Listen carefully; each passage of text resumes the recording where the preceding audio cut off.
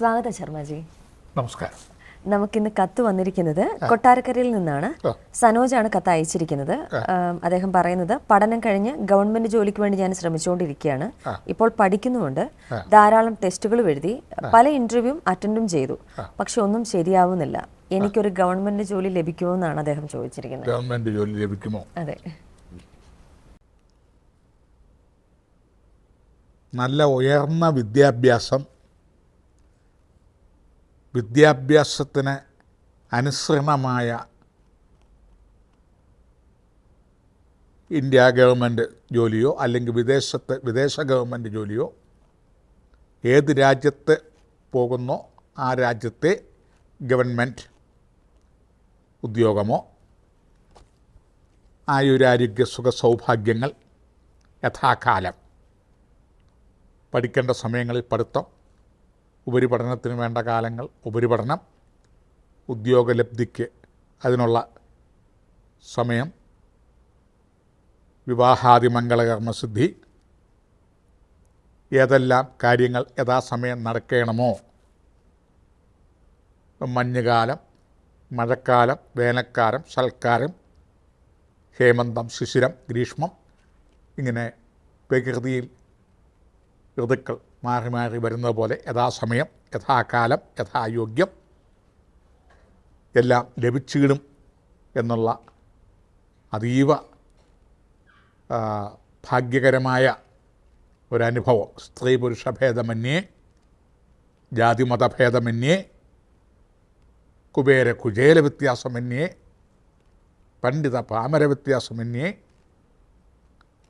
എല്ലാവർക്കും സ്വീകാര്യമായ, എല്ലാവർക്കും ലഭിക്കുന്ന, അല്ലെങ്കിൽ അപൂർവം ചിലർക്ക് ലഭിക്കുന്ന ഒരു യോഗമാണ് അധിയോഗം.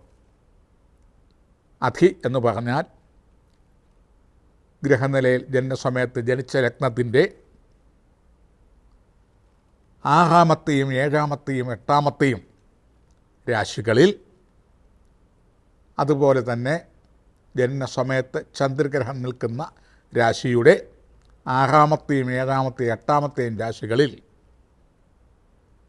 പാപഗ്രഹങ്ങളല്ലാതെ ശുഭഗ്രഹങ്ങൾ കൂട്ടം കൂട്ടമായോ തനിച്ചോ നിൽക്കുന്നെങ്കിൽ അതിനെ അധിയോഗം എന്ന് പറയും. ഈ യോഗത്തിൻ്റെ ഫലമാണ് നേരത്തെ സൂചിപ്പിച്ചത്. വിദ്യക്കുദ്യോഗവും വിത്തവും മംഗല്യമാം. നല്ല കാലോചിതപരമായ വിദ്യാഭ്യാസം, അത് നാട്ടുനടപ്പനുസരിച്ച് ലഭിക്കേണ്ടതായ ശമ്പളത്തോടു കൂടിയ ഉദ്യോഗം, നല്ല പദവി, നല്ല കുടുംബത്തിൽ നിന്ന് ബന്ധം നടത്തുന്നയാളുടെ വിദ്യാഭ്യാസം, സൗന്ദര്യം, ആയുസ്, ആരോഗ്യം, സൗഭാഗ്യം, അത് ജനിക്കുന്ന കുഞ്ഞുങ്ങൾ സൽസന്താന ലബ്ധി,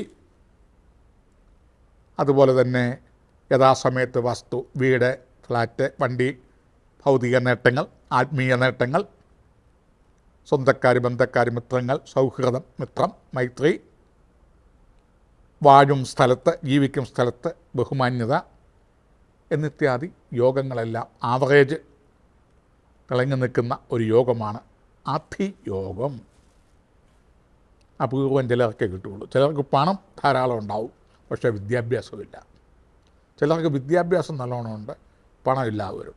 ചിലർക്ക് വിദ്യാഭ്യാസവും പണമുണ്ട്, ഒരു സർക്കാർ ഉദ്യോഗം ഇല്ലാത്തവരുണ്ട്. ചിലർക്കിത് മൂന്നുമുണ്ട്, സൗന്ദര്യം ഇല്ലാത്തവരുണ്ട്. ചിലർക്ക് സൗന്ദര്യമുണ്ട്, വിദ്യാഭ്യാസമുണ്ട്, പണമുണ്ട്, കാര്യങ്ങളുണ്ട്, യഥാസമയത്ത് കല്യാണം നടക്കാത്തവരുണ്ട്. ഇങ്ങനെ എല്ലാം കൂടെ നോക്കിക്കഴിഞ്ഞാലേ നമുക്കൊരു സദ്യ വിളമ്പിക്കഴിഞ്ഞാൽ പരിപ്പ്, പപ്പടം, നെയ്യ്, സാമ്പാർ, കാളൻ, ഓലൻ, അവിയൽ, തോരൻ, അച്ചാറ്, അപ്പം വട, എള്ളുണ്ട, പായസം, പ്രഥമൻ, അട, പാൽപ്പായസം, സേമിയ എന്നൊക്കെ പറയുന്ന പോലുള്ള എല്ലാം കൂടെ ഒത്തിണങ്ങി ചുക്കുവെള്ളം വരെ, അല്ലെ വിളമ്പിത്തരുന്ന ആളിൻ്റെ ബിഹേവിയർ വരെയുള്ളത് ഒത്തിണങ്ങിയാലേ ആ സദ്യ നന്നായി. അത് യഥാസമയത്ത് വിശക്കുന്ന സമയത്ത് മാന്യമായ നല്ല മുഖത്തോട് പ്രസന്നതയോടും കൂടി വിളമ്പിത്തരികയും കൂടെ വേണം.